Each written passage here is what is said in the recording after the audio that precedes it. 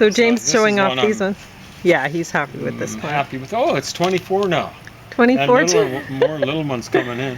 Yeah. 24 tomatoes and counting. Yeah, this one's just loaded. It has them all over. Yep. Lots of, and they're decent size too. They are. Some They're of not them cherry tomatoes. Are pretty big. But I can see there's. I don't know. I think these are going to develop into tomatoes up there. Yep. And I see some down here. There'll be some more development if they don't get frozen out tonight. And yeah, it's been kind of a cool late summer, so you never can tell. I see more things. We might get 30 or more tomatoes off of this. Off of that one plant. I'm counting maybe we'll get 10 average for all the plants, and it's over 100. I'd say about 110 that managed to nurse through. Yeah. So here we've only got, looks like 2. They didn't do that well here. Well, I didn't expect them to even live here, so. Well, I mean, it doesn't get a whole lot of light. I'm surprised at, like this actually, guy here is shocking. I had to water extra hard. Yeah. I think it's because the concrete would absorb heat. Oh. Who would have thought, because they're in the shade there. Yeah. But you can see these are the older ones. Yeah. They were starting to curl up and die, right? Yeah. They weren't getting enough water. I was afraid for a while I was giving them too much water. You can see the results of too much water. I'm not talking about lots of water.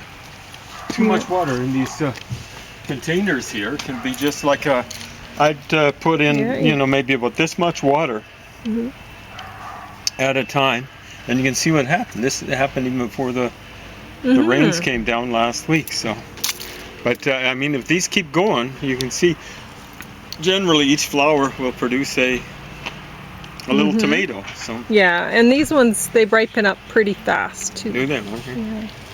Anyway, like the big you ones. can see that there's powdery mildew here. Oh, he gets it every year on the bluets. The first time it happened, I thought, oh, they're gone, the Rapunzel, but they only said, oh, they'll come back next year. And each year they spread a little bit more and take over more of the garden. But you can see, like, Pauline planted 10 tomato and squash plants along here. One just got, I don't think anything came of it. But it got underneath that plant underneath the lady's mantle. Shaded out.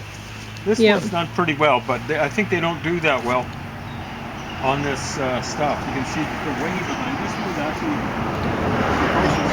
No, I just planted them in here because at the time I didn't have any room anywhere else. But then the ones in the back, they died. Some of them. I mean, you planted a huge number in there. Some places you planted over and over again. We had a bit of a crop of quackgrass back there, and the quackgrass is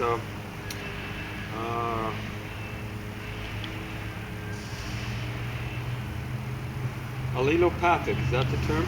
Yeah. So they make it so it's an environment that's friendly to themselves and not so much to anything else. But yeah, I guess you even have a tomato on one of these little guys that's here. Right. So it's been behind. Yeah. Because it's not just the quackgrass. There's something in here that's allelopathic to at least the tomatoes. It could be the bluets, I'm not sure. So So they generally haven't done well in the garden patch here, but other things have. Yeah. And we had a very impressive bluet crop. The daylilies were very nice in there. You see the daylilies here. These ones are kind of like a nice orangey red. Yeah, that's it. But you can see nice they've had their day, but not forever, just for this summer. And if everything goes well, they're going to be back again. You have a beautiful garden, James. Oh, it's wonderful.